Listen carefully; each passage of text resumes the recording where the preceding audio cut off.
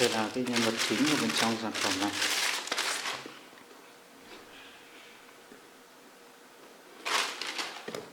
Đó, đây là S20 cộng, các bạn xem này. Đó, đây là sản phẩm S20 Plus. Đó, S20 cộng, cộng là Plus. Đó, người ta hay thường nói là Plus đấy. Một số người hay thì nói là S20 cộng cũng được. Đây là thuộc dòng Samsung Galaxy S20 cộng, các bạn xem này. Đấy. Và đây là chính hãng của Samsung Việt Nam sản xuất. Các bạn xem nhé, chính hãng của Samsung Việt Nam sản xuất. Đó, mình sẽ cho gần một tí nữa. Đó, ở đây thì nó sẽ xem nó có rõ cái thông tin cấu hình của cái dòng sản phẩm này. Thì đây các bạn xem cái thông tin cấu hình này. Rồi. Đấy, các bạn xem cái thông tin cấu hình, đây là thuộc công ty Samsung Electronics Việt Nam. Đấy. Đó, Thái Nguyên. Đây là hàng Thái Nguyên SEVT. Đấy, khu công nghiệp Yên Bình, Phổ Yên, Thái Nguyên, Việt Nam. Để số điện thoại. Đó, và đây là điện thoại Samsung Galaxy SMG85F DS. Đó, SMG85F DS.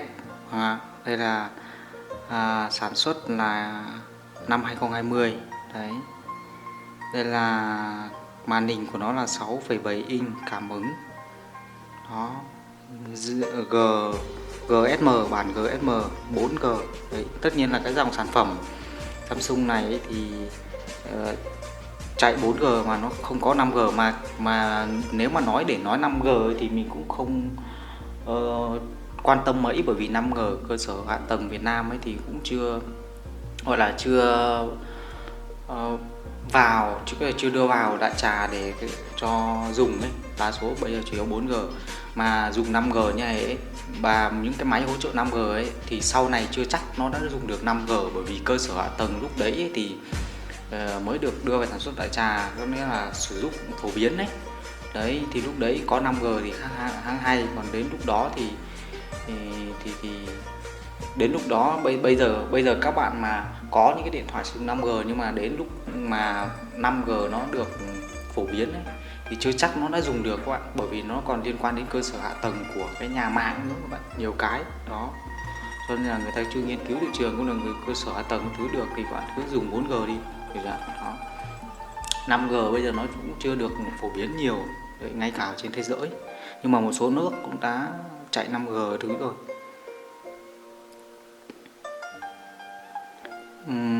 Wi-Fi, bộ nhớ của nó là 128GB. Camera, cấu hình của nó một camera 12 megapixel, một camera 64 megapixel, một camera 12 megapixel. Đó, và một cái camera trước đó là 10 megapixel.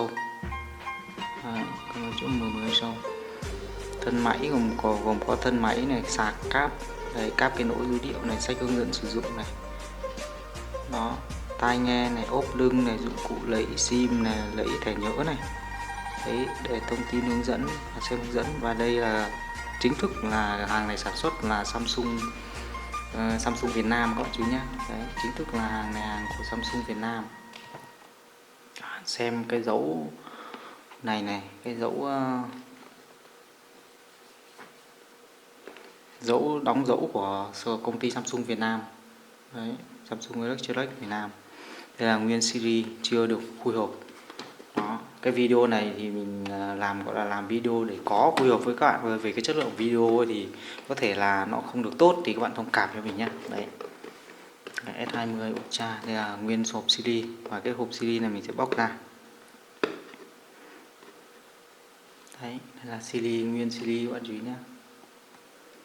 Đó, nguyên CD, nguyên hộp.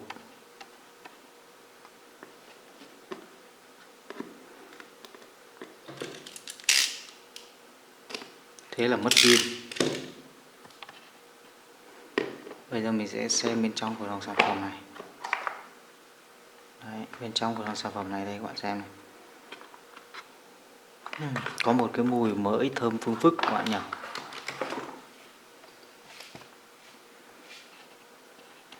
Đó, bây giờ các bạn sẽ xem này, ở đây có một cái dây này. Ở đây là cái dây gì ta?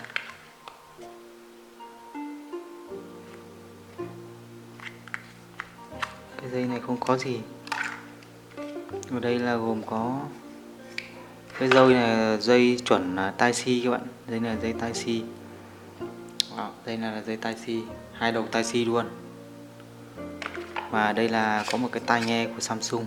Tai nghe này thiết kế được làm bằng dây dù. Đó.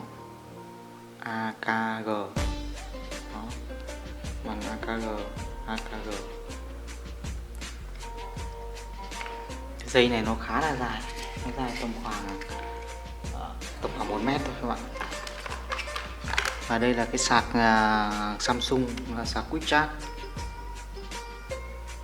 Đây là cái sạc Samsung Quick Charge 3,3V, 5V. Đó, các bạn có thể xem rõ rồi. Mình sẽ zoom gần cho các bạn xem này. Đấy, sạc có hỗ trợ sạc nhanh cái thứ Samsung.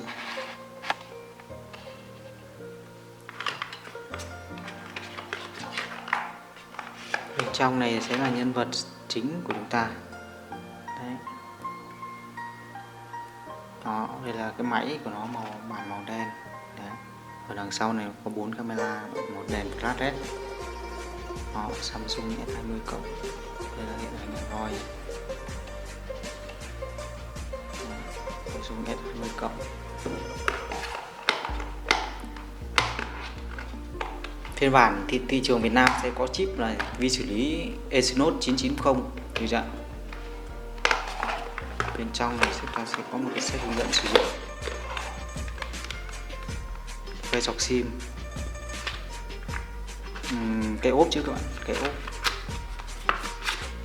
sẽ có ốp và có sách hướng dẫn sử dụng về cái ốp lưng. Thường Samsung thì mình thấy là sẽ có ốp, sẽ tặng ốp cho chúng ta. Đây là cái sách hướng dẫn sử dụng. Sách hướng dẫn sử dụng này là bằng tiếng Việt luôn, các bạn xem này. Thông tin dòng sản phẩm này. Đây có các chi nhánh sản phẩm cửa hàng, để có các chi nhánh, các bạn xem này. Đấy, Bình Dương, Bình Phước, Cần Thơ các thứ, Lâm Đồng, Sóc Trăng, Kiên Giang, Hậu Giang, Lệ, Long An các thứ. Đây, thông tin về bảo hành điện tử của dòng sản phẩm này.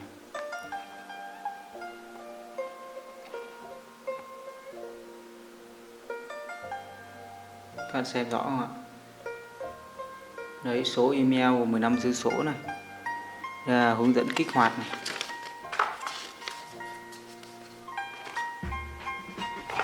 Đấy. Đây rồi. Còn một tờ nữa, tờ này là tờ xác minh thông tin về an toàn của dòng sản phẩm này. Đấy. Nano SIM.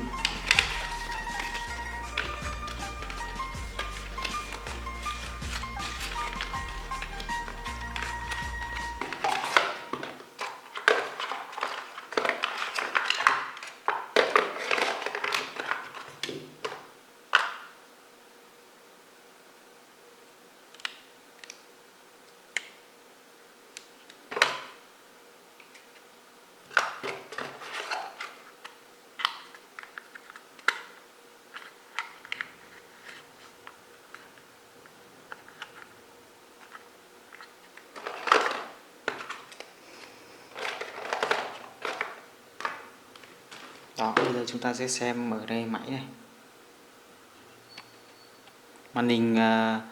Màn hình Samsung S20 này ấy, thì nếu mà các bạn thay mới ấy, các bạn dùng cẩn thận nhé. Nếu bạn thay mới thì các bạn sẽ phải tốn một cái khoản tiền khá là chát các bạn ạ. Đó.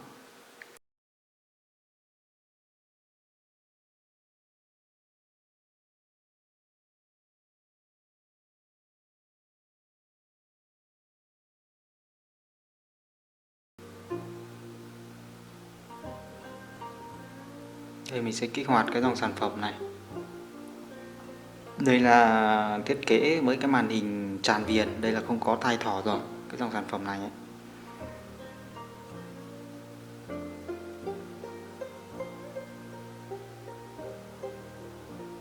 Đây là nó đang chạy cập nhật một số ứng dụng. Hiện tại cái dòng sản phẩm này mới ra thì cái video này mình mở hộp thì vào khoảng đầu tháng mở hộp ấy thì cũng rơi tầm khoảng tháng 3 rồi chứ ạ. Đó, cái thời điểm hiện tại thì những cái bản phần mềm, cập nhật phần mềm ấy thì những cái hãng Samsung ấy thì họ sẽ đưa ra để cập nhật những cái phần mềm phiên bản fix lỗi cho những cái dòng sản phẩm máy cũng như là firmware nó chưa được gọi là tốt, có nghĩa là kiểu như là để cho nó trải nghiệm người dùng tốt hơn ấy.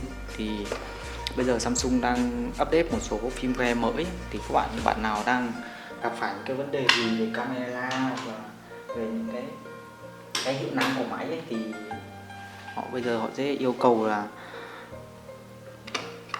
cập nhật một số ứng dụng các bạn.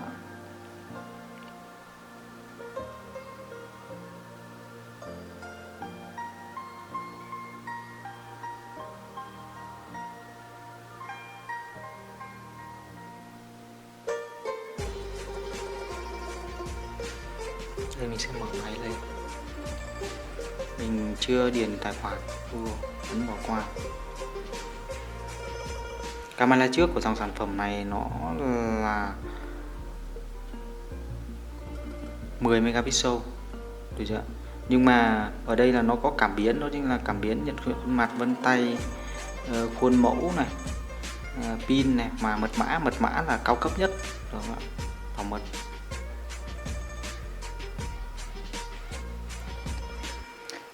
Đối với dòng Samsung S20 Ultra ấy, thì hôm nay mình làm video mở hộp cho cái dòng sản phẩm Plus, nhưng mà cái dòng S20 Ultra ấy, các bạn, thì nó sẽ có camera trước, đó chính là 30 megapixel.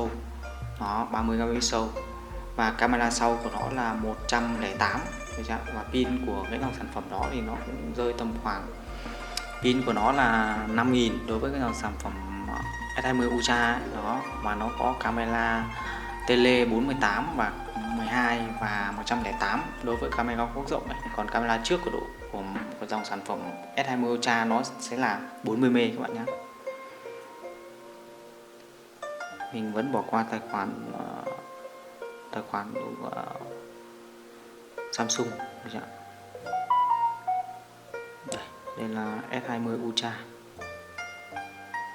Đấy, đó nó sẽ cập nhật và tải một số ứng dụng. Đây là phiên bản máy là SM, các bạn xem này, SMG985F. Mặc định là nó tự động xoay màn nhưng mà mình có thể tắt chạy nó đi.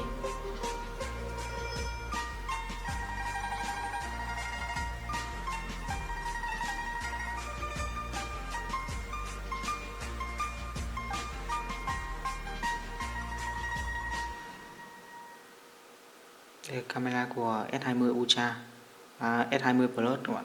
Camera góc rộng thì nó có zoom 3, zoom tối đa là 30x. Được chưa?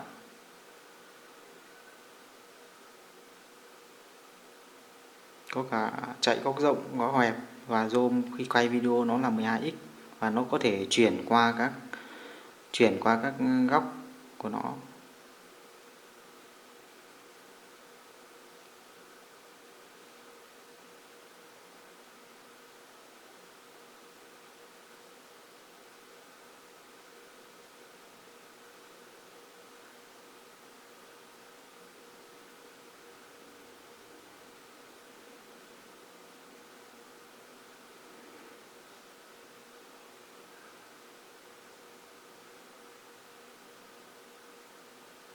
Đối với trường hợp mà quay video 8K ấy, thì các bạn có thể xem đối với dòng sản phẩm này.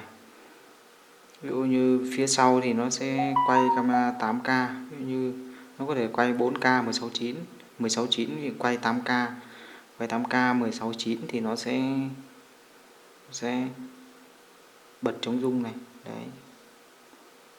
Đó. Thì ở đây camera mình sẽ giới thiệu sau với các bạn. Và video sau nữa thì mình sẽ có thể là mình sẽ mở hộp với các bạn về cái dòng sản phẩm S20 Ultra, được chưa? Video này mình đã mở hộp với các bạn sẽ dòng sản phẩm S20 Plus. Cảm ơn các bạn đã xem cái nội dung video này và chúc các bạn một ngày tuyệt vời. Bye bye các bạn. Hẹn gặp lại các bạn ở video lần sau.